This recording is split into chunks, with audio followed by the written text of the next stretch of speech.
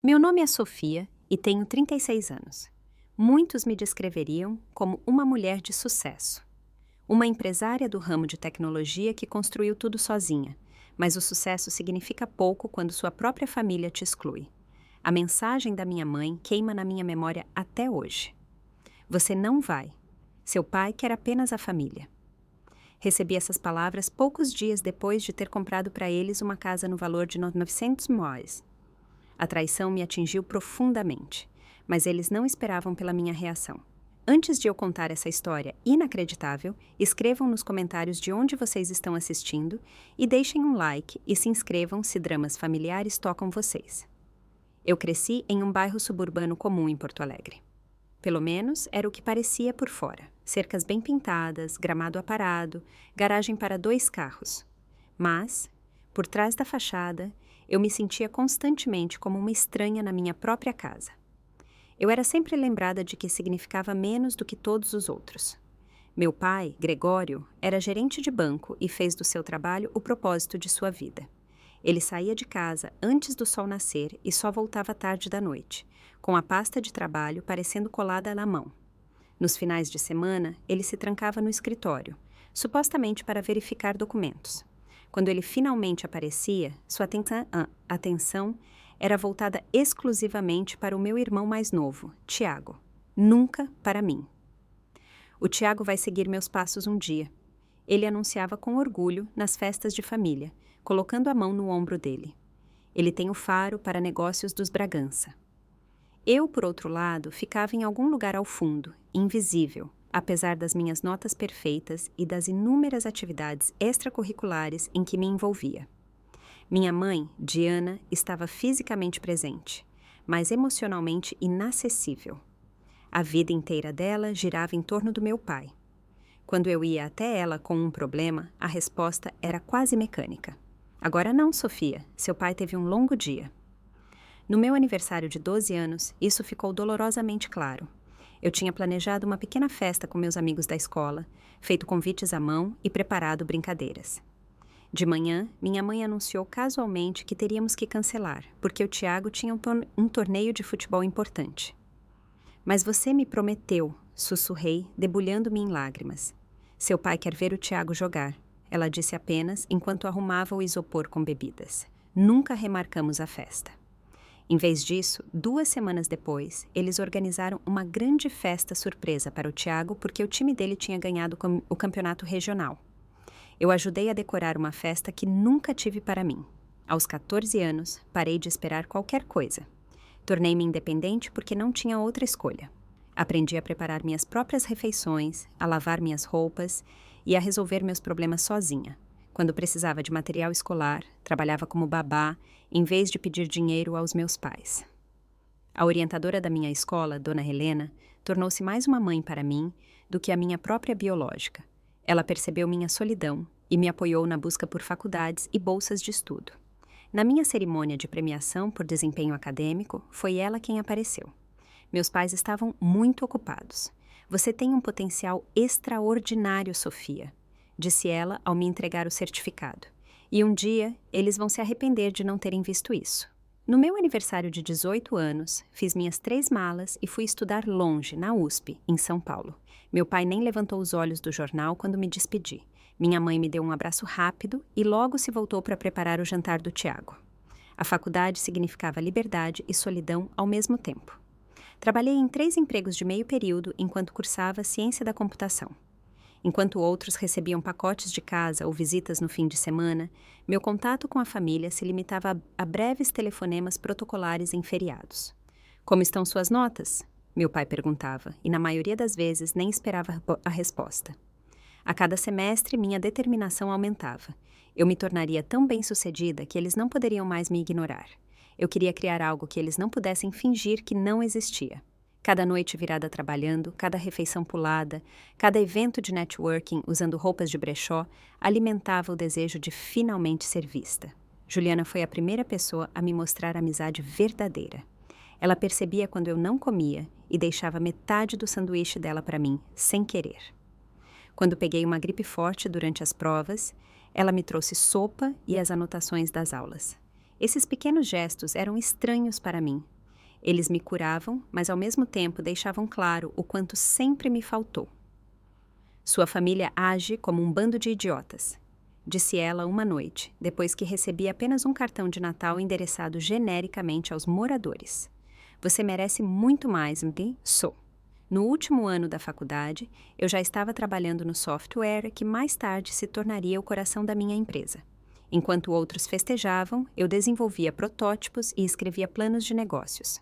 Meu professor reconheceu imediatamente o potencial e me colocou em contato com uma incubadora de startups. Você tem algo especial aqui, disse ele. Mas você está fazendo isso por você ou quer provar algo para alguém? Na época, não consegui responder. A verdade era tão dolorosa que eu mal conseguia admitir para mim mesma. No dia em que me formei com honras máximas, sentei sozinha na plateia enquanto outras famílias aplaudiam e tiravam fotos. Tiago tinha um jogo de futebol naquele fim de semana. Dos meus pais, recebi 2 semanas depois apenas um cartão genérico de parabéns com um cheque de R$ 50. Naquela noite, fiz uma promessa a mim mesma. Eu construiria minha própria família escolhida e me tornaria tão bem-sucedida que seria impossível não me notarem. Não porque eu ainda precisasse da aprovação deles, mas porque eu queria provar a mim mesma que valia a pena ser vista. Os primeiros anos da minha vida autônoma se fundiram em um ciclo interminável de macarrão instantâneo, noites sem dormir e rejeições de investidores. Aluguei um estúdio minúsculo na Vila Olímpia que também servia como meu escritório. Eu dormia em um colchão inflável que dobrava durante o dia. Minha primeira mesa foi uma porta apoiada em 2 arquivos. Minhas primeiras roupas de trabalho vieram de bazares e foram ajustadas por mim mesma. O que me faltava em recursos, compensei com persistência. Minha plataforma de software, desenvolvida para pequenas empresas otimizarem a gestão de clientes, espalhou-se lentamente através de recomendações. 18 meses após minha formatura, contratei meu primeiro funcionário, Davi, um programador que acreditava tanto na minha visão que aceitou participação na empresa em vez de um salário regular. Isso vai ser grande, disse ele em mais um fim de semana que passamos trabalhando. Eu sinto isso. Aos 20 e poucos anos, minha empresa, as Soluções Digitais, cresceu para 3 funcionários. Mudamos para um escritório de verdade em um prédio comercial antigo reformado, com paredes de tijolos aparentes e janelas grandes. Nossa base de clientes cresceu de lojas locais para redes nacionais. O software evoluiu de um simples CRM para uma plataforma abrangente de gestão de clientes, controle de estoque e planejamento financeiro. Quando assinamos nosso primeiro contrato milionário com uma grande rede de varejo, levei toda a equipe ao restaurante mais caro de São Paulo. Enquanto as taças brindavam e todos celebravam, senti de repente a necessidade de compartilhar esse momento com minha família. Fui para fora e liguei para meus pais, pela primeira vez em meses. Mãe, minha empresa acabou de fechar um contrato enorme, disse eu, tentando conter minha alegria. Ah, que bom, querida, respondeu ela, distraída. Sabia que seu irmão foi promovido a subgerente no banco? Seu pai está tão orgulhoso. A velha ferroada me atingiu, mas estava mais fraca. Tentei me convencer de que não precisava mais da validação deles. Aos 30 anos, eu era milionária, pelo menos no papel. As Soluções Digitais tinha mais de 200 funcionários e escritórios em 3 cidades. Revistas de economia me colocaram em suas listas de 30 under 30. Comprei uma linda casa num bairro nobre de São Paulo, cheia de arte e livros. Por fora, minha vida parecia perfeita, mas o sucesso trouxe um tipo diferente de solidão. Eu saía ocasionalmente, mas relacionamentos sempre ficavam em segundo plano em relação à minha empresa.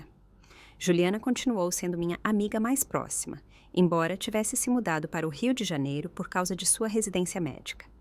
Passava a maioria das noites sozinha na minha casa elegante, comendo comida de aplicativo e rolando o feed das redes sociais, vendo fotos de famílias celebrando feriados juntas. Então, um acaso mudou tudo. Em uma conferência de tecnologia em Porto Alegre, encontrei um colega do meu pai do banco. Ele mencionou casualmente que meu pai iria se aposentar após anos de serviço. Com certeza vão fazer uma grande festa para ele, comentou. Sorri, embora por dentro estivesse paralisada. Ninguém tinha me contado.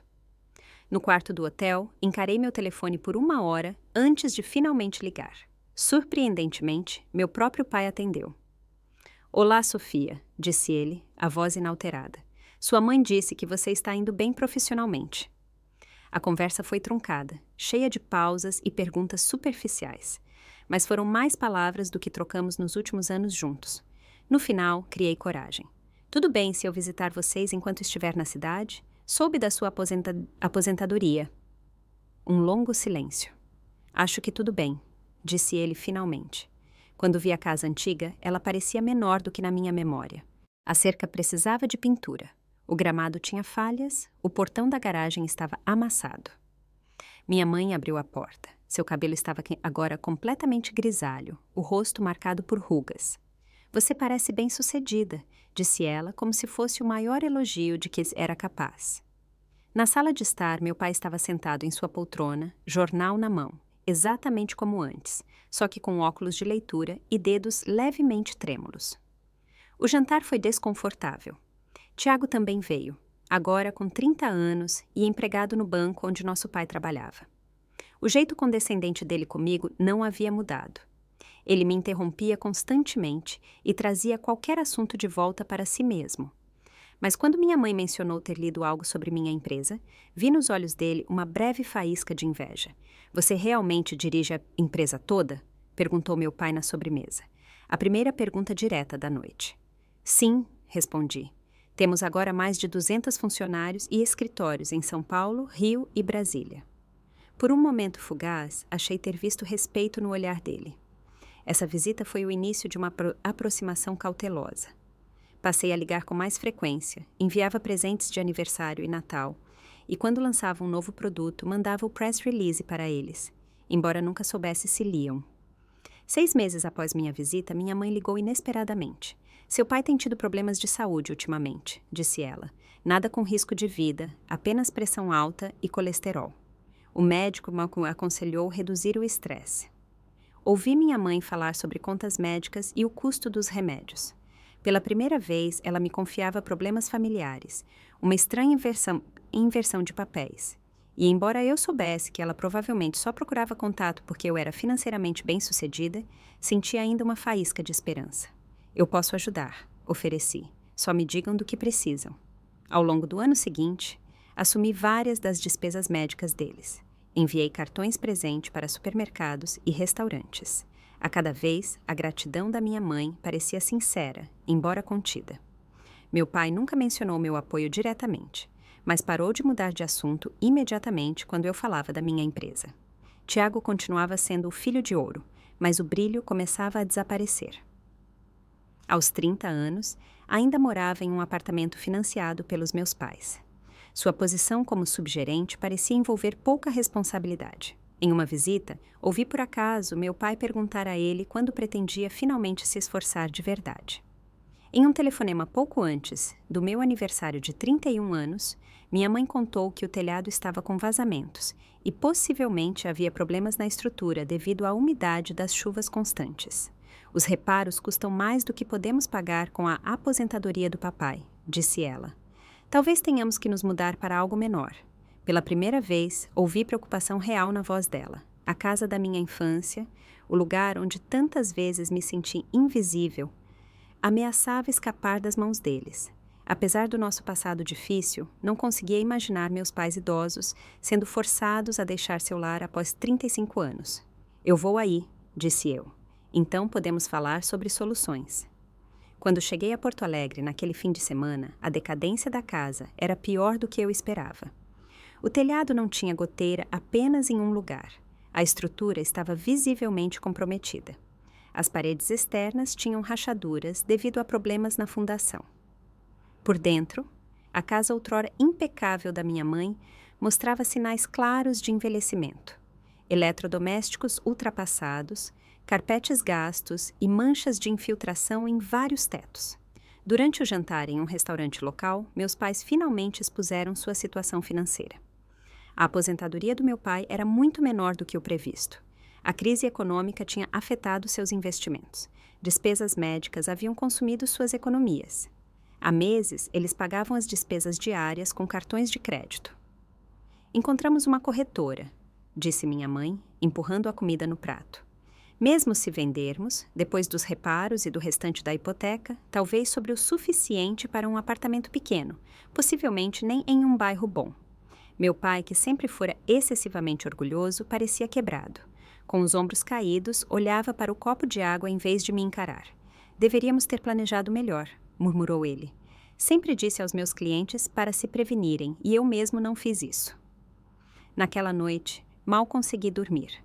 Apesar de toda a distância emocional, eles ainda eram meus pais. O pensamento de que teriam que lutar em seus últimos anos ou se mudar para um lugar perigoso me atingiu mais fundo do que eu queria admitir.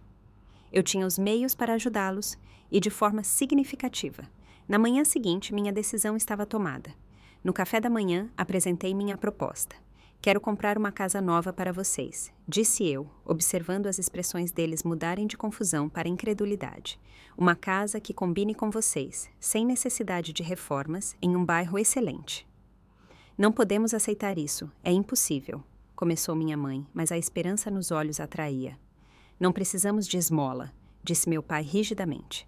Não é esmola, respondi. É isso que a família faz. Vocês cuidaram de mim. Agora posso fazer algo por vocês. Por favor, deixem-me ajudar. Após muita relutância e mais confissões financeiras desconfortáveis do meu pai, eles finalmente concordaram que eu procurasse algo. O que começou como uma simples busca por uma casa adequada, transformou-se, nos meses seguintes, em algo muito maior. Contratei uma corretora especializada. A cada 2 semanas, eu voava para o sul para ver casas com meus pais. Meu orçamento inicial, de 400 móis, aumentou lentamente à medida que eu via os olhos deles brilharem. Uma cozinha grande para minha mãe, um escritório com estantes embutidas para meu pai, um jardim para as plantas dela, um bairro tranquilo com calçadão e centro comunitário. Esta casa parece certa, sussurrou minha mãe quando visitamos uma linda casa térrea de alto padrão em um condomínio fechado sênior. 4 quartos, 3 banheiros, planta aberta, uma varanda gourmet com vista para um pequeno lago ornamental e um preço de 900 moles, mais que o dobro do meu orçamento original. Mas a expressão no rosto dos meus pais, enquanto caminhavam pelos cômodos e mentalmente já arrumavam sua nova vida, tornou a decisão fácil. Fiz uma oferta no mesmo dia e paguei à vista para acelerar o processo. Quando entreguei as chaves, minha mãe chorou. Meu pai me deu um abraço breve, um momento raro de emoção verdadeira. Não merecemos isso, disse ele baixinho. Talvez não, respondi com sinceridade, mas quero que vocês tenham mesmo assim. A mudança foi surreal. Contratei uma empresa de mudanças e organizadores profissionais que esvaziaram a casa antiga e arrumaram a nova perfeitamente. Minha mãe rodopiava de cômodo em cômodo, enquanto meu pai supervisionava a instalação do seu sistema de TV.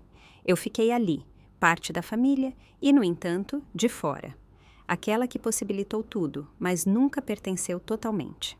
Tiago apareceu só tarde, quando quase tudo estava pronto. Ele andou pela casa com uma expressão difícil de decifrar, algo entre admiração e inveja. Isso deve ter custado uma fortuna, disse ele, passando a mão pela bancada de granito. Valeu a pena, respondi calmamente. Deve ser bom ter tanto dinheiro sobrando, murmurou ele, baixo o suficiente para soar como uma alfinetada. Naquela noite, enquanto comíamos comida chinesa de caixinha na nova sala de jantar, meus pais pareciam mais relaxados do que nunca. Minha mãe apontava entusiasmada para todos os detalhes que gostava.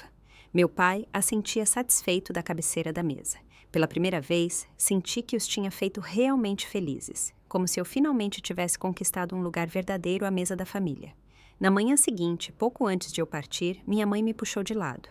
Seu irmão está passando por um momento difícil, disse ela. Ele sente que não consegue acompanhar você. Não é uma competição, respondi surpresa. Claro que não, disse ela apressadamente. Mas você sabe, ele sempre foi o especial na nossa família. E agora você faz todas essas coisas generosas. É difícil para ele. Engoli as palavras que estavam na ponta da minha língua. Que ele sempre fora o favorito. Que ele tivera o apoio e reconhecimento pelos quais eu ansiava. Em vez disso, apenas assenti. Eu entendo. Nos meses seguintes, recebi atualizações regulares sobre a casa nova. Minha mãe mandava fotos das cortinas recém-instaladas e das primeiras flores no jardim. Meu pai ligava para contar sobre os vizinhos do centro comunitário e que tinha entrado para um grupo de pôquer nas quintas-feiras. Eles pareciam realmente satisfeitos, e isso me encheu de uma sensação nova e desconhecida de paz. Talvez esse grande gesto tivesse finalmente construído uma ponte entre nós. Num feriado prolongado, visitei-os novamente, levando vinhos caros e sobremesas sofisticadas. O feriado foi mais agradável do que qualquer reunião familiar de que eu me lembrava. Até o Tiago estava menos ácido, mesmo fazendo vários comentários sobre seu salário bancário modesto em comparação ao dinheiro de tecnologia. Quando nos despedimos, minha mãe me abraçou por mais tempo que o normal. Deveríamos fazer algo especial, disse ela, para podermos te agradecer direito. Vocês não precisam me agradecer, me garanti. Mas queremos, insistiu ela. Vamos pensar e te avisamos. 3 semanas antes do Natal, ela ligou finalmente com a ideia. Queremos fazer um cruzeiro em família, anunciou. Nós 4 no Ano Novo. O Gregório sempre quis conhecer o litoral do Nordeste de navio. Isso soa maravilhoso, respondi, realmente empolgada com a perspectiva de férias em família. Algo que nunca tínhamos feito antes. Pensamos que você poderia talvez ajudar na organização, acrescentou ela. Você entende dessas coisas. Aceitei imediatamente e já comecei a ajustar minha agenda de trabalho mentalmente. Essa era a oportunidade que esperei a vida toda, finalmente sentir a proximidade familiar que sempre me faltou. Assim que desliguei, mergulhei no planejamento. Um cruzeiro em família era mais do que apenas férias. Representava nossa reconciliação, um novo começo. Eu queria que tudo fosse perfeito. Primeiro, pesquisei inúmeras companhias de cruzeiro, comparei avaliações e instalações. Não podia ser qualquer viagem, tinha que ser extraordinária. Finalmente, decidi por um navio de luxo que sairia do Rio de Janeiro rumo ao Nordeste. Um resort flutuante com várias piscinas, shows estilo Broadway, restaurantes gourmet e suítes generosas. O preço era alto, mais de $50 mil para nós 4, mas não hesitei nem um segundo. Reservei as suítes Yacht Club, as cabines mais exclusivas a bordo, com varandas privadas e áreas de estar separadas. Além disso, organizei o pacote VIP, embarque prioritário, acesso a lounges privados e concierge pessoal. Quando expliquei os detalhes para minha mãe, o entusiasmo dela soou genuíno. Isso parece incrível, Sofia. Seu pai vai ficar impressionado. Essas palavras, seu pai vai ficar impressionado, provocaram em mim um arrepio familiar e inesperadamente forte. Apesar de tudo, apesar da minha independência, apesar do meu sucesso, uma parte de mim ainda ansiava pela aprovação dele. Então, cuidei da logística. Comprei passagens aéreas para todos nós de Porto Alegre para o Rio de Janeiro, de onde o cruzeiro partiria. Escolhi a dedo passeios em terra para cada parada, atividades que cada um de nós gostaria. Um tour histórico em Salvador para meu pai, uma aula de culinária local para minha mãe, um passeio de catamarã em Recife para todos. Minha assistente, Maria, observava meu planejamento frenético com preocupação. Você está realmente dando tudo de si para essa viagem, observou ela, enquanto eu ponderava se comprava passagens de primeira classe ou executiva para meus pais. É importante, respondi simplesmente. Nunca vi você tirar uma semana inteira de folga, disse ela, nem quando teve aquela pneumonia no ano passado. Ela tinha razão. Desde a fundação da minha empresa, nunca tirei mais de 3 dias seguidos de folga. Meu sucesso baseava-se na disponibilidade constante, no foco inabalável na minha empresa. Mas para esse cruzeiro, tirei uma semana inteira mais os dias de viagem. Já tinha explicado à minha equipe de liderança e ao conselho que estaria completamente offline. Isso é diferente, disse a Maria. Isso é família. Quanto mais a data de partida se aproximava, maior ficava a minha expectativa. Comprei roupas novas de férias, looks de resort que normalmente nunca me permitiria. Passei horas procurando os presentes perfeitos para cada um. Coisas que eles abririam durante a viagem. Um relógio vintage com motivo náutico para meu pai, um conjunto de pérolas artesanais para minha mãe e, para o Tiago, fones de ouvido sem fio de alta qualidade que eu sabia que ele queria muito. Preparei-me também profissionalmente. Fiz horas extras, fechei projetos em aberto, deleguei tarefas e criei planos de contingência para qualquer situação imaginável. Minha equipe de gestão parecia impressionada, quase atônita com meu perfeccionismo. Nós damos conta por uma semana, garantiu meu diretor de operações na última reunião de preparação. A empresa existia antes de você e existirá depois de você. A escolha de palavras dele, depois de você, me irritou, mas eu estava muito ocupada com o planejamento da viagem para pensar muito nisso. Nunca imaginei minha empresa separada da minha própria existência. De muitas maneiras, as soluções digitais tinham se tornado parte da minha identidade. Meu filho, a família que eu construí quando a minha própria me abandonou. 2 semanas antes do cruzeiro, organizei uma chamada de vídeo com meus pais e o Tiago para repassar o cronograma. Eu tinha criado pastas detalhadas para cada um deles com documentos de viagem, roteiros diários, informações sobre o navio e recomendações de bagagem. Isso é muito minucioso, comentou meu pai enquanto folheava os documentos na tela. Havia um toque de respeito relutante na voz dele que me fez sentar mais ereta involuntariamente. A Sofia sempre foi organizada, acrescentou minha mãe. Lembram como ela etiquetava todo o meu material escolar antigamente? Era uma coisa pequena, uma lembrança de algo da minha infância, mas para mim significava muito. Eles tinham notado algo em mim, lembrado e mencionado com quase um carinho de reconhecimento. Um progresso, pensei.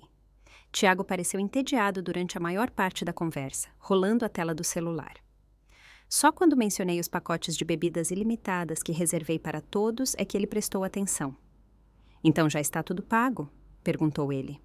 Não precisam levar dinheiro, só para lembrancinhas ou atividades extras, expliquei. Todas as refeições, bebidas e os passeios que planejei estão cobertos. Ele assentiu satisfeito e voltou a mergulhar no telefone. Após a chamada, fui tomada por uma alegria que não sentia há anos. Realmente ia acontecer. Iríamos passar férias luxuosas juntos como uma família normal. Talvez no navio, longe do cotidiano e dos velhos padrões, meus pais finalmente vissem quem eu me tornei. Talvez Tiago e eu pudéssemos nos encontrar como adultos e não mais como concorrentes pela atenção deles. Na semana anterior à viagem, mal conseguia me concentrar no trabalho. Verificava todas as reservas repetidamente, conferia os voos, os documentos, preparava surpresas especiais. Um bolo para nosso primeiro jantar a bordo. Champanhe na suíte dos meus pais na chegada. 3 dias antes da partida, recebi a confirmação final de que tudo estava certo. Fiz uma última reunião de vídeo com minha equipe e garanti a eles que a empresa sobreviveria 1 semana sem mim, embora secretamente duvidasse se eu sobreviveria 1 semana sem a empresa. Meu trabalho tinha sido meu refúgio por anos, meu sentido, minha prova de que eu tinha valor. Quem era eu sem ele? Especialmente lidando com uma família que nunca reconheceu minhas ambições. Mas essas dúvidas não podiam ofuscar minha euforia. Fiz as malas cuidadosamente, incluindo os pequenos presentes que preparara para cada dia da viagem. Escrevi um e-mail que seria enviado automaticamente aos meus funcionários durante minha ausência. Um agradecimento pelo trabalho deles e uma promessa de voltar cheia de energia. Na véspera do meu voo para Porto Alegre, onde encontraria minha família antes de voarmos juntos para o Rio, mal consegui dormir. Fiquei acordada imaginando momentos perfeitos em família. Jantares na mesa do capitão, pôr do sol das nossas varandas privadas, risadas compartilhadas nos passeios. Na minha cabeça, pintava a vida familiar que sempre desejei. Pertencimento, calor, reconhecimento. Eu não imaginava que essa fantasia estava prestes a ser destruída da maneira mais cruel. Eu estava terminando de verificar minha mala uma última vez quando meu celular vibrou. Olhei casualmente. Esperava uma mensagem da minha assistente com dados do voo ou confirmação do motorista. Mas a remetente era minha mãe. Sorri e abri a mensagem esperando que ela expressasse sua empolgação com nossa viagem. As palavras me fizeram congelar. Minha mão ainda segurava um vestido no ar. Você não vem. O papai quer apenas família. Encarei a tela, convencida de que tinha lido errado. Li a mensagem uma segunda vez, uma terceira. 7 palavras que não faziam sentido. Eu era família. Eu era filha deles. Eu tinha organizado e pago a viagem inteira. Com os dedos trêmulos, liguei imediatamente para minha mãe. Caixa postal. Então para o meu pai. Caixa postal de novo. Finalmente, para o Tiago. Ele atendeu no quarto toque. E aí? Disse ele distraído. Havia música ao fundo. Tiago, o que está acontecendo? Perguntei, minha voz tensa. A mãe acabou de me escrever dizendo que não vou para o cruzeiro. Isso não pode estar certo. Uma longa pausa. Então? Começou ele hesitante. A Bruna vai no seu lugar. Bruna? Repeti atônita. Sua namorada? Eu não entendo, cara. Sabe, mãe e pai queriam muito conhecê-la e só havia 3 suítes, então... A voz dele sumiu. Eram 4 suítes, Tiago. Eu mesma reservei, uma para cada um de nós. Outra pausa. Pois é, o pai achou melhor assim. Você está sempre ocupada com o trabalho mesmo. Minha cabeça girava, mas eu limpei minha agenda inteira. Tirei uma semana de férias. Tudo está preparado. Obrigado, a propósito, disse ele casualmente. As passagens e tal, tudo funcionou super bem. O tom dele era tão indiferente, como se estivéssemos falando de uma trivialidade e não da maior traição da minha vida. A Bruna está super animada com os passeios que você planejou. Uma compreensão gélida me atravessou. Então vocês vão mesmo assim. Vocês todos vão para o cruzeiro que eu paguei. Só eu fui desconvidada. Se você coloca desse jeito, soa pesado, disse Tiago, agora com um tom ofendido. Mas qual é, Sofia? Não é como se você precisasse de férias. Você viaja o tempo todo a trabalho para lugares muito mais exóticos que o Nordeste. Deixei-me cair pesadamente na beira da cama. Fiquei tonta. Você disse a eles para me desconvidarem? Foi ideia sua? Não foi assim, protestou ele rápido. Eu só mencionei que você provavelmente não se divertiria muito ficando 24 horas com a família, sendo que você leva essa vida de CEO chique, e que seria bom para mãe e pai conhecerem melhor a Bruna. Nós estamos ficando sérios, afinal. Então você sugeriu me substituir pela sua namorada em uma viagem de família que eu planejei e paguei. Você não precisa ser tão dramática, respondeu ele irritado. Mãe e pai acharam que fazia mais sentido. Assim somos uma unidade de verdade. A gente se vê sempre. Temos nossas piadas e tal. Você está fora há anos fazendo as suas coisas. Cada palavra era uma facada. Eu comprei uma casa para eles, disse eu baixinho. Paguei as contas médicas deles. Com seus milhões, zombou Tiago. Isso não é nada para você. Mas onde você estava quando o pai precisava de ajuda no jardim todo fim de semana? Quando a mãe teve aquele problema respiratório no inverno passado? Quando precisavam de alguém para levar ao médico? Eu estava lá, Sofia, o tempo todo. A injustiça das palavras dele me atingiu como um soco. Eles nunca me pediram essas coisas, disse eu incrédula. Porque sabem que você agora é muito ocupada e importante. Ele rebateu com veneno. Não querem incomodar a grande CEO. Respirei fundo para manter a voz firme. Tiago, passe para a mãe ou para o pai. Preciso ouvir isso deles. Eles não estão. Foram ao shopping comprar coisas para o cruzeiro. A voz dele suavizou um pouco. Não leve para o lado pessoal. Eles só se sentem mais à vontade comigo. É só isso. Você assusta eles com seu sucesso, com todo esse luxo. Então a culpa é minha por ser bem-sucedida?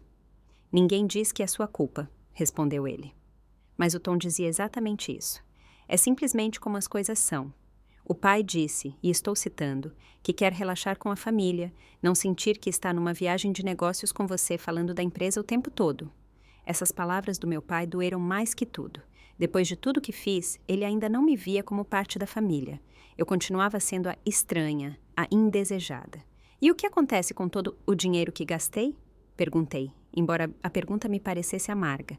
Ah, você é rica, né? Riu Tiago. Não vai sentir falta. Considere como um presente de Natal. Generoso da sua parte. Depois que desliguei, fiquei sentada por muito tempo, completamente atordoada. A mala, cuidadosamente arrumada no canto, parecia agora um escárnio. A pasta, com todos os documentos de viagem, estava na minha mesa de cabeceira. Tudo organizado por cores, cada seção perfeita. Todo o planejamento, toda a expectativa, toda a esperança. Destroçados por 7 palavras. Naquela noite, chorei pela primeira vez em anos. Não um choro baixo, mas lágrimas profundas e dolorosas que me deixaram sem ar. Chorei pela garotinha que nunca foi suficiente, pela mulher que achou que poderia comprar amor, pela tola que pensou que o sucesso finalmente a tornaria digna. Perto da meia-noite, chegou outra mensagem da minha mãe. Desculpe se isso te magoou. Só achamos que é o melhor assim. Obrigada pelo cruzeiro. Vamos te mandar fotos. Essa naturalidade cruel de me mandar fotos de umas férias que eu organizei e paguei, mas das quais fui excluída, me empurrou para além de um limite que eu nunca tinha sentido antes. Algo frio e duro se formou dentro de mim, uma clareza afiada e implacável. Fui para meu escritório e abri meu laptop. A página da companhia de cruzeiros apareceu com imagens do navio que minha família aproveitaria sem mim. Com alguns cliques, eu poderia ter cancelado tudo, recuperado parte do dinheiro. Mas isso seria previsível, a reação de uma criança ferida. Em vez disso, abri uma nova aba e acessei o aplicativo do meu banco. Transferi uma quantia grande para minha conta corrente, o suficiente para o que eu pretendia fazer. Então, liguei para meu advogado, embora fosse tarde. Preciso saber algo sobre a casa que comprei para meus pais, disse eu, quando ele atendeu com voz de sono. A quem ela pertence legalmente?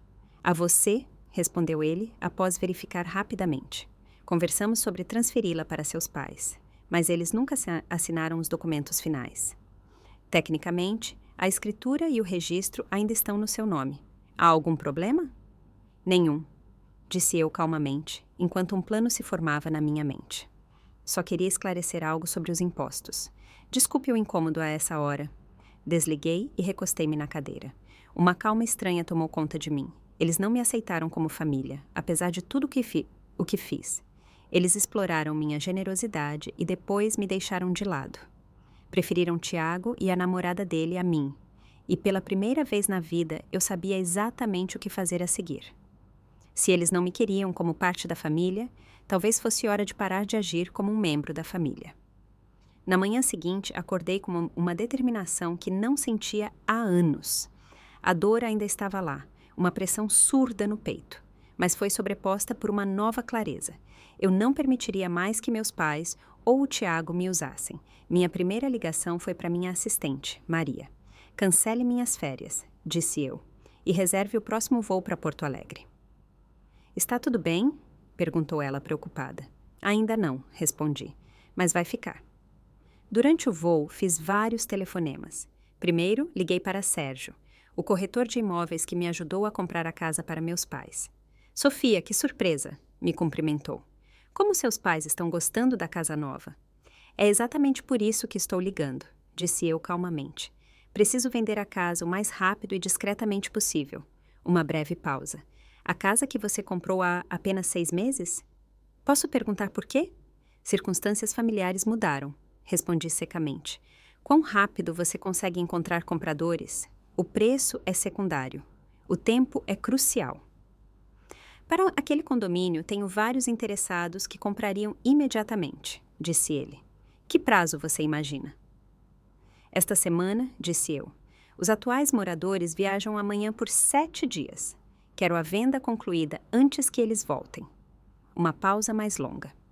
Isso é extremamente apertado para uma transação imobiliária, mas não impossível se você estiver disposta a ceder um pouco no preço e se os compradores puderem agir rápido. Os moradores estão cientes da venda? Eles estarão, disse eu friamente. Sou a única proprietária. A casa pertence legalmente e totalmente a mim. Certo. Sim, confirmou ele. Se seu nome está sozinho na matrícula, você tem todos os direitos. Mas, Sofia, isso parece muito repentino. Tem certeza? Tão certa quanto raramente estive, disse eu. Quando você pode mostrar a casa? Em seguida, contatei uma empresa de mudanças e armazenamento e expliquei a situação em comum. Por uma taxa extra, concordaram em empacotar tudo na casa em 24 horas e levar para um depósito. Os moradores são idosos, expliquei. Estou mudando-os para uma situação de moradia mais adequada e quero fazer uma surpresa. Por favor, embalem tudo com cuidado. Nós cuidamos disso, disse o gerente. Fazemos mudanças para idosos com frequência. Minha terceira ligação foi para a administração de um complexo de apartamentos em Porto Alegre. Há apartamentos vagos para aluguel imediato? Perguntei. De preferência 2 quartos. Temos um apartamento de 2 quartos recém-reformado no 4º andar, disse a gerente. Mas há uma lista de espera. Pago 6 meses adiantado se reservar para mim. Com isso, também estava resolvido. Quando meu voo pousou em Porto Alegre, tudo já estava em andamento. Sérgio tinha marcado visitas para a mesma tarde. A empresa de mudanças estava pronta para a manhã seguinte, assim que meus pais saíssem para o cruzeiro. O apartamento estava reservado. Fiz check-in em um hotel perto da casa, um lugar que meus pais nunca frequentavam. Não queria encontrá-los antes que partissem. Passei de carro pela casa deles para ter certeza de que as luzes estavam acesas e o carro na garagem. Provavelmente estavam fazendo as malas caras que comprei para eles, para uma viagem para a qual não fui convidada. Na manhã seguinte, observei de longe quando um táxi chegou. Meu pai carregou a bagagem. Minha mãe trancou a porta da frente. Tiago chegou com uma jovem que devia ser a Bruna. Ambos riam enquanto colocavam as malas no carro. Minha mãe olhou mais uma vez para o condomínio, como se despedisse carinhosamente da casa que achava ser sua, se soubesse que era um adeus para sempre. Uma dúvida breve me picou. Um momento minúsculo de incerteza, mas então pensei na mensagem dela, tão descuidada, tão fria. Minha determinação voltou imediatamente. Assim que o táxi partiu, liguei para a empresa de mudanças. Eles saíram. Podem começar. Nos 3 dias seguintes, organizei a mudança completa dos meus pais da casa dos sonhos deles. Os carregadores trabalharam rápido e com cuidado, empacotando cada louça, cada foto, cada peça de roupa. Supervisionei tudo pessoalmente, especialmente as relíquias de família e documentos importantes. Enquanto isso, Sérgio conduziu uma série de potenciais compradores pela casa. Como esperado, a demanda era alta. Já no segundo dia, havia 3 ofertas, todas acima do preço pedido, apesar do cronograma apertado. Recomendo a família Oliveira, disse Sérgio, enquanto analisávamos as ofertas no escritório dele. Um jovem casal, ambos médicos, querem começar uma família. Eles podem fechar em 3 dias e pagam tudo à vista para acelerar o processo. Olhei para a carta de apresentação deles, uma foto deles em frente ao atual prédio de apartamentos, ambos sorrindo e cheios de esperança. Pareciam simpáticos, pessoas que valorizariam a casa e fariam dela um verdadeiro lar. Que sejam os Oliveira, disse eu finalmente, assinando os papéis de aceite. No 4º dia, quando a empresa de mudanças levou os últimos pertences dos meus pais para o depósito, andei uma última vez pela casa agora vazia. Os cômodos que há poucos dias abrigavam os móveis deles, agora ecoavam meus passos. Na cozinha, onde minha mãe ficara tão feliz com os eletrodomésticos de última geração, encontrei uma única xícara de café esquecida em um armário. No escritório do meu pai, um marcador de página estava no chão, caído de um de seus livros de história. Esses pequenos vestígios da vida deles ali me tocaram mais do que eu esperava. Por um momento, fiquei no meio da sala de estar e vi os rostos deles diante de mim, tão gratos quando lhes entreguei as chaves. Teria sido gratidão verdadeira? Ou eles só me viam como um recurso financeiro, não como filha, não importava mais. A casa pertenceria aos Oliveira amanhã, e meus pais voltariam das férias para descobrir que a casa dos sonhos foi vendida. Suas coisas estavam em um depósito e sua filha tinha acabado de tentar comprar amor. Mas eu não estava totalmente sem compaixão. No 5º dia, com a venda concluída e o dinheiro transferido, tomei uma última decisão.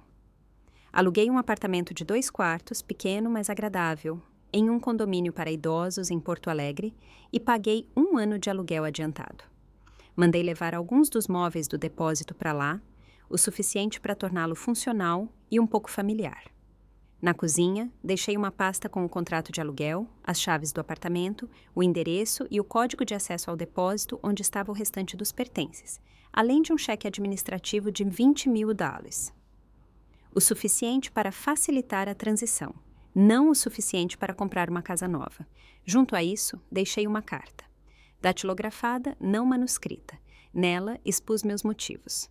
Não era uma carta emocional de súplica, mas uma lista objetiva. Minhas tentativas de restabelecer contato, as quantias que gastei, a casa, o cruzeiro e, finalmente, a mensagem que deixou claro que, apesar de tudo, eu não era considerada parte da família.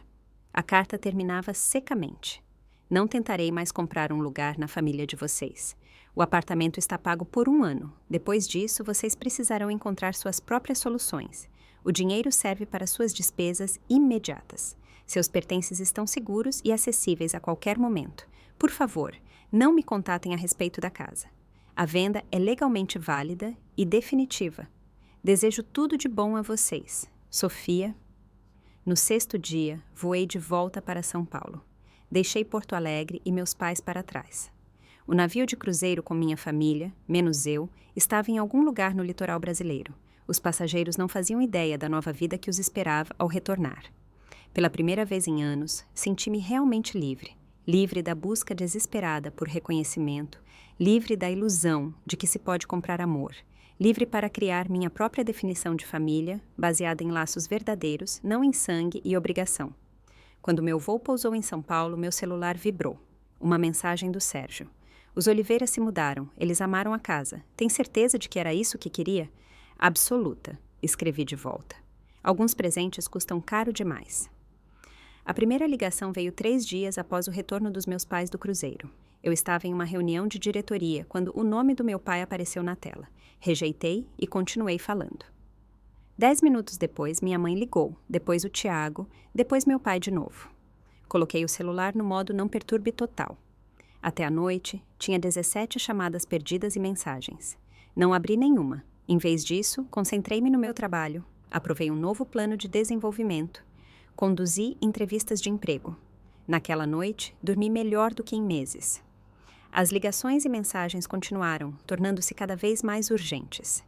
De vez em quando, via as primeiras linhas de uma mensagem na tela bloqueada. Como você pôde?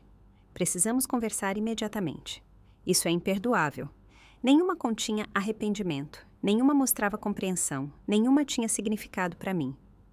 2 semanas depois, o porteiro do meu prédio ligou. Seus pais e seu irmão estão no saguão e querem falar com a senhora urgentemente. Não estou disponível, disse eu calmamente. Por favor, peça para irem embora. Eles se recusam, disse ele constrangido.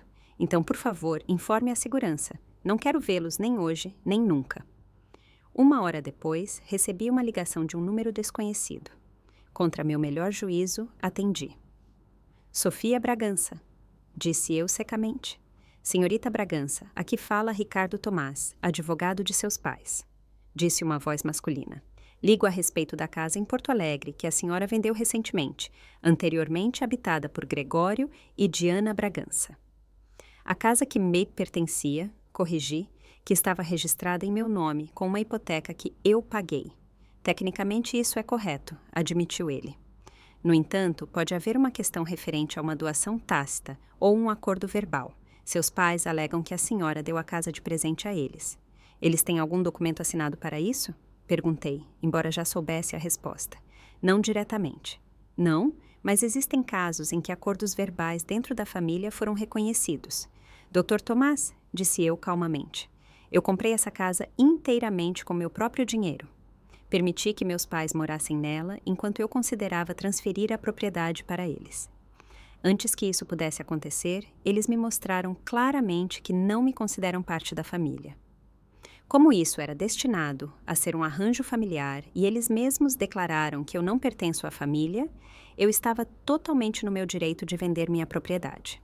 Além disso, paguei um apartamento alternativo por 1 ano e disponibilizei fundos adicionais. Qualquer juiz consideraria isso mais do que razoável. Houve um longo silêncio do outro lado. Senhorita Bragança, começou ele finalmente. Seus pais são idosos e estão muito abalados com essa situação. Talvez pudéssemos falar sobre um acordo. Não há nada para discutir, respondi. E meus pais têm pouco mais de 60 anos. Não são de forma alguma inválidos. Pelo contrário, segundo os últimos exames médicos deles, que eu também paguei, eles estão perfeitamente aptos a encontrar novas opções de moradia ou, se necessário, trabalhar.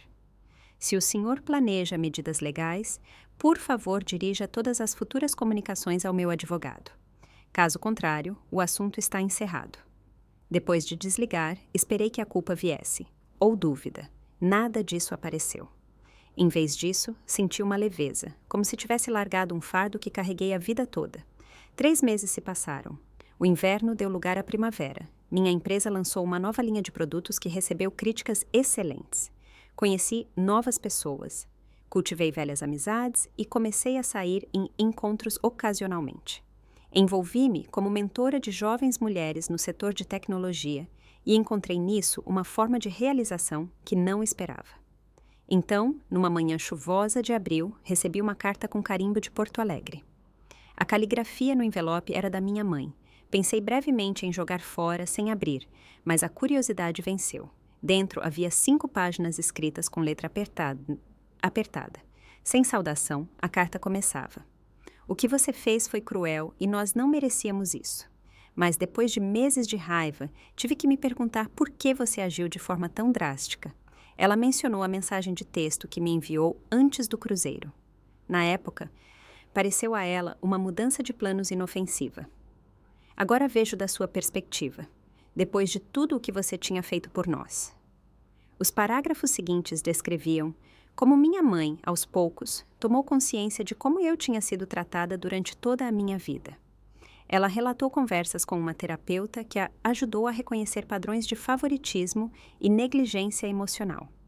Ela admitiu seu papel em permitir que meu pai determinasse a dinâmica familiar e em não ter me protegido quando criança. O Gregório até hoje não consegue admitir que errou, escreveu ela. Ele te chama de vingativa e ingrata, mas eu sei melhor agora. Sei que falhamos com você de uma maneira que nenhum dinheiro no mundo pode consertar. E então, ainda te punimos por tentar estar perto de nós, apesar de tudo. O último parágrafo foi o que mais me surpreendeu. Não espero perdão e não peço para voltar a fazer parte da sua vida. Você tem todo o direito aos seus limites. Escrevo apenas para dizer que agora eu vejo você. Tarde demais e só porque você me forçou a isso. Mas eu vejo você. Sinto muito, Sofia. Você merecia pais melhores. Li a carta 3 vezes. Procurei por manipulação oculta, expectativas, acusações. Nada disso estava lá. Pela primeira vez na minha vida, minha mãe tinha realmente reconhecido minha realidade. Isso não mudou minha decisão de cortar o contato, mas me deu um fechamento que eu não sabia que precisava. 2 semanas depois, fundei a Fundação Bragança para estudantes de primeira geração e adotei com 5 milhões do meu patrimônio pessoal. A fundação ofereceria bolsas de estudo e programas de mentoria para jovens que, como eu, tiveram que enfrentar a faculdade sem apoio familiar. No evento de inauguração, uma jovem jornalista me perguntou o que me inspirou. Acredito que família deve ser definida por amor e apoio, não por biologia, respondi. Quando a família biológica falha, precisamos escolher a nossa própria. Comunidades que promovem potenciais em vez de suprimi-los. Os jovens que apoiamos farão parte exatamente dessas comunidades e quebrarão ciclos de negligência emocional. Naquele verão, comprei uma casa de praia em Trancoso, grande o suficiente para convidar amigos com frequência. Juliana foi a primeira a vir, junto com seu bebê, que para minha surpresa ela tinha chamado de Lia, um apelido para Sofia, segundo ela. Maria, minha assistente, passou um fim de semana prolongado lá com o marido. Ex-mentoradas, agora mulheres de sucesso, reuniram-se para um reencontro espontâneo. Uma noite, sentei-me no terraço, observei o pôr do sol e olhei para as pessoas que realmente me amavam e cujas vidas eu tocava. E compreendi que finalmente tinha encontrado o que procurei a vida toda: pertencimento, não forçado, não comprado, mas cultivado através de laços reais. A lição mais importante foi dolorosa. Não se pode comprar amor. Nem casas, nem viagens, nem todo o dinheiro do mundo criam proximidade real. A verdadeira família nasce do respeito e do cuidado. Às vezes, não daquela em que nascemos, mas daquela que nós mesmos criamos. Nunca mais falei com meu pai e o Tiago. Minha mãe e eu trocamos e-mails ocasionalmente, distantes, mas educados. Ela conta sobre sua vida no apartamento que aluguei para ela e no qual permaneceu mesmo após o fim do primeiro ano. Ela agora trabalha em uma pequena livraria. Entrou para um jardim comunitário e nunca pede dinheiro. Quando olho para trás hoje, a venda da casa durante o cruzeiro da minha família, do qual fui excluída, não foi um ato de vingança, mesmo que pudesse parecer no início. Foi sobre finalmente reconhecer meu próprio valor e não me deixar mais ser explorada por pessoas que deveriam me amar e proteger. Foi sobre entender que nenhuma generosidade financeira, por maior que seja, pode transformar um relacionamento destrutivo em um saudável. Se você já tentou comprar reconhecimento ou afeto, seja de família, amigos ou parceiros, saiba disso. Conexão genuína não se compra. Relacionamentos verdadeiros baseiam-se em respeito mútuo, em cuidado real e na capacidade de ver e valorizar o outro verdadeiramente. Às vezes, o passo mais saudável que se pode dar é se afastar daqueles que não querem ou não podem te dar essa dignidade humana básica. Não importa se são biologicamente parentes ou não. Você já teve que tomar uma decisão difícil para proteger seu bem-estar emocional? Conte-me sua história nos comentários e se este relato te tocou, deixe um like e inscreva-se no meu canal para mais conversas honestas sobre dinâmicas familiares e autoestima. E se você conhece alguém que luta com problemas semelhantes, compartilhe este vídeo. Talvez ajude a perceberem que não estão sozinhos. Obrigada por me ouvir e nunca esqueça, você merece amor e respeito incondicionalmente, sem preço. Eu sou Susana, tenho 32 anos e, desde meu primeiro emprego em consultoria, sou o suporte financeiro da minha família. Por anos, paguei contas em silêncio, viabilizei os desejos deles e ignorei a unilateralidade da nossa relação. Então veio aquela mensagem numa manhã de terça-feira comum, fria e definitiva. Precisamos de espaço. Por favor, não entre mais em contato. Meus dedos tremeram ao ler as palavras. Minha garganta fechou. Antes de contar como minha família inteira se voltou contra mim, escrevam de onde vocês estão assistindo e se inscrevam se vocês também tiveram que impor limites a uma família tóxica. Eu cresci num subúrbio de Curitiba, numa casa que por fora parecia perfeita, mas por dentro estava à beira do colapso financeiro. Desde cedo, mostrei talento para números. Enquanto outras crianças gastavam a mesada na hora, eu dividia a minha conscientemente, não por diversão, mas por necessidade. Aos 10 anos, eu entendia o orçamento doméstico melhor que meus pais. Meu pai, Paulo, mudava de modelos de negócio como os outros mudam de estação. Uma empresa de paisagismo que faliu no inverno, um atacado de alimentos que perdeu para grandes redes, uma consultoria sem clientes. Cada falência custava nossas economias, mas nunca a fé dele no próximo grande sucesso. Desta vez vai dar certo, Suzy, dizia ele, bagunçando meu cabelo enquanto eu observava as contas não pagas na mesa da cozinha. Minha mãe, Sônia, mantinha a fachada.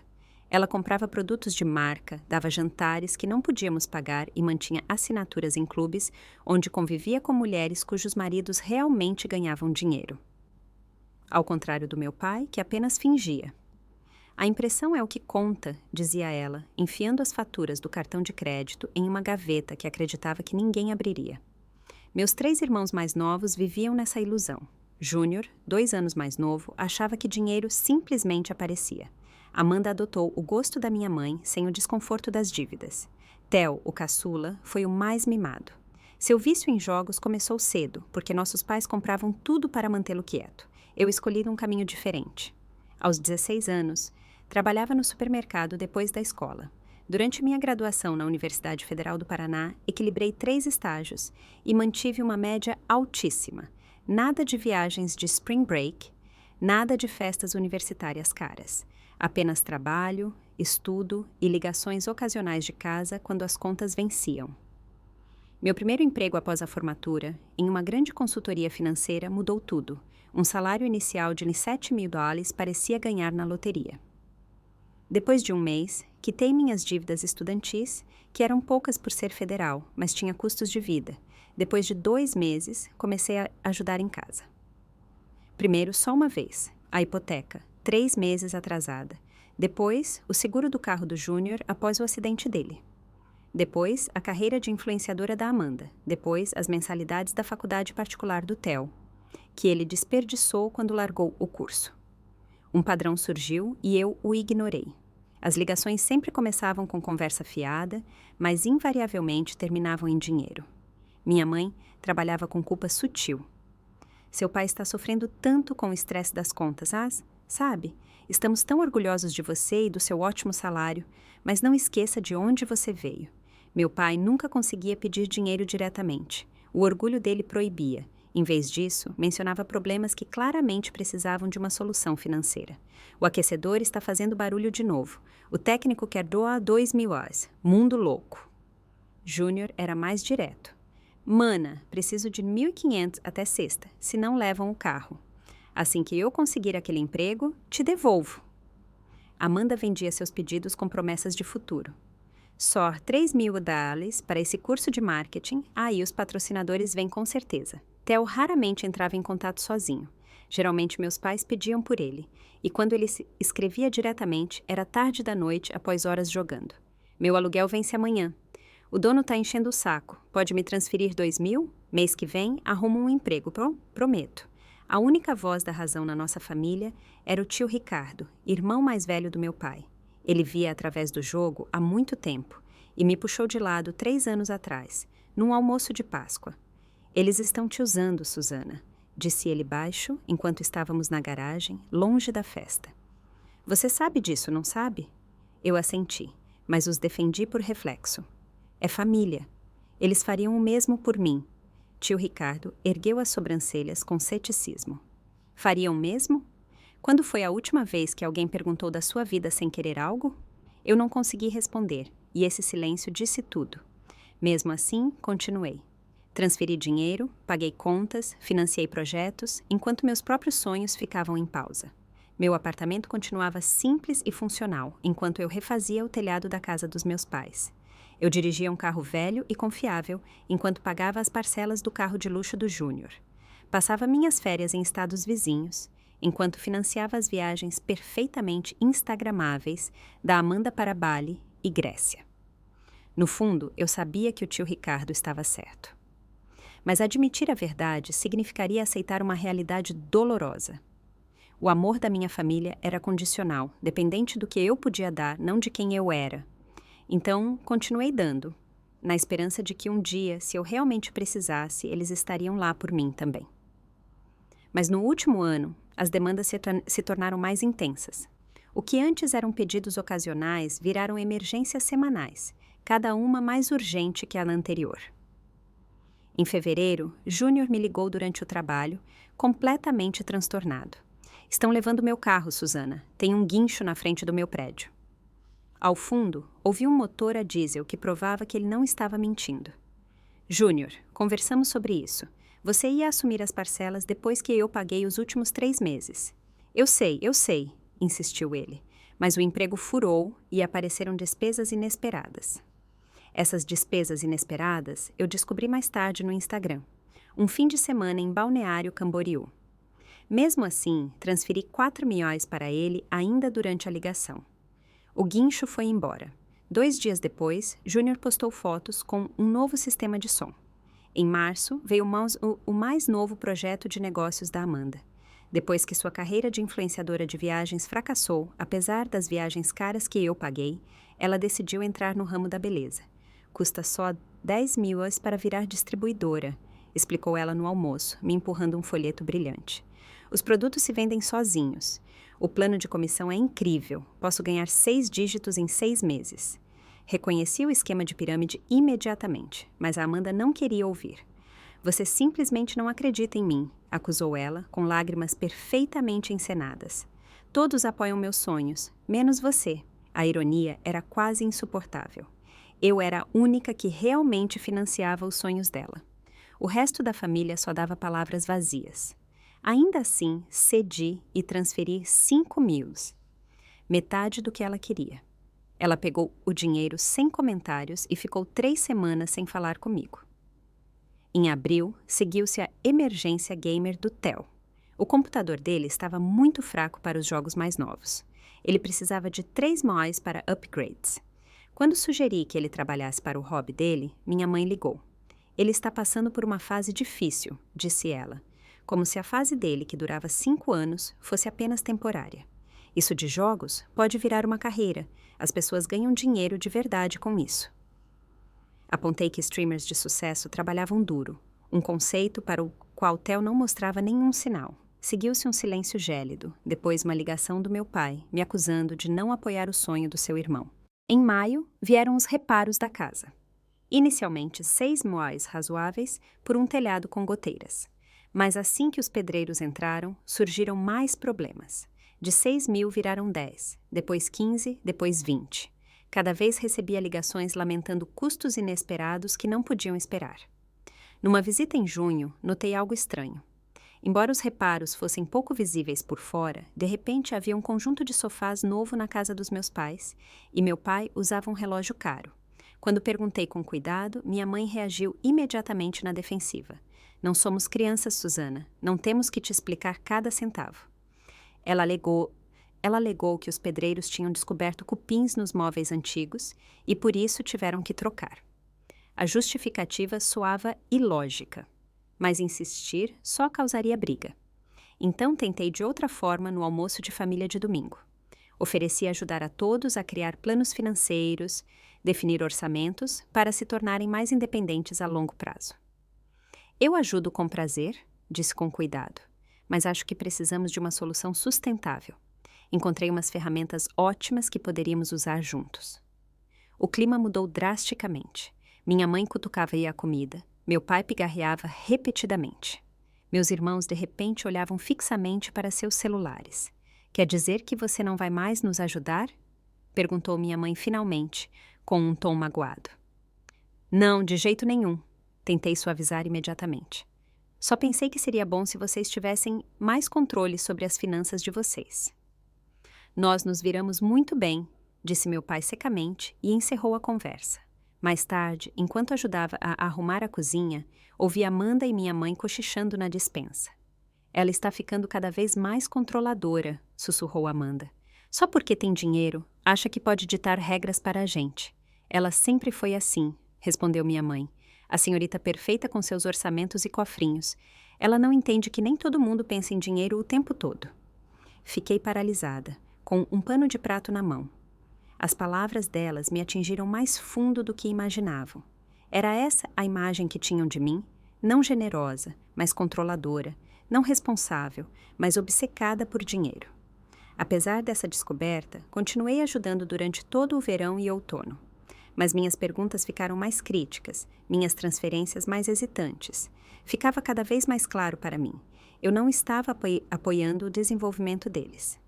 Eu estava financiando padrões destrutivos. O ponto de virada definitivo veio em dezembro. Recebi uma ligação de um escritório de cobrança sobre um empréstimo não pago. Um empréstimo que eu nunca tinha feito. Após várias conversas irritantes, a verdade veio à tona. Meus pais tinham feito um empréstimo de 30 mil 6 meses atrás e usaram meus dados como avalista, sem meu conhecimento ou consentimento. Nenhum único centavo havia sido pago. Quando os confrontei, reagiram como se fosse um mal-entendido inofensivo. Achamos que você sabia, disse meu pai com descaso. Mencionamos que precisávamos de um empréstimo para os reparos da casa e você disse que ajudaria. Assim foi mais fácil do que ficar transferindo dinheiro para lá e para cá. Vocês falsificaram minha assinatura, disse eu com a voz tremendo. Isso é fraude. Ah, não seja tão dramática, intrometeu-se minha mãe. Somos família, não é como se estranhos tivessem usado seus dados. Naquela noite fiquei acordada. Uma vida inteira de padrões tornou-se de repente cristalina. O empréstimo não foi um acidente, nem um deslize, mas a continuação lógica de anos de exploração, disfarçada de necessidade familiar. Então, numa terça-feira de manhã, às 9h17, chegou a mensagem. Eu estava no meu escritório, pronta para uma reunião com o cliente, quando meu celular vibrou. Uma nova mensagem, no grupo da família, geralmente reservado para combinar festas ou memes inofensivos. Precisamos de espaço de você. Por favor, não entre mais em contato de forma alguma. A mensagem veio do número da minha mãe, obviamente escrita em nome da família toda, sem emojis, sem explicação, apenas 13 palavras que praticamente me expulsavam da minha própria família. Encarei a tela, certa de que tinha lido errado. Se você ouviu até aqui, quero agradecer de coração. Essa história foi dolorosa, mas é também um exemplo de como é importante impor limites, mesmo com a própria família. Talvez você também tenha pessoas na sua vida que te esgotam, que exploram sua bondade ou não reconhecem seu valor. Por favor, lembre-se, você merece respeito, honestidade e afeto verdadeiro. Não apenas quando você dá, mas também quando você é simplesmente você mesma. Se essa história te tocou, me conte nos comentários. Conte-me sobre suas experiências. Eu leio de verdade. E não esqueça de se inscrever no canal, deixar um like e compartilhar o vídeo com alguém que talvez precise ouvir exatamente essa mensagem. Obrigada por estar aqui. Obrigada por dedicar seu tempo à minha história e, acima de tudo, nunca esqueça o quanto você é valiosa, totalmente sem condições.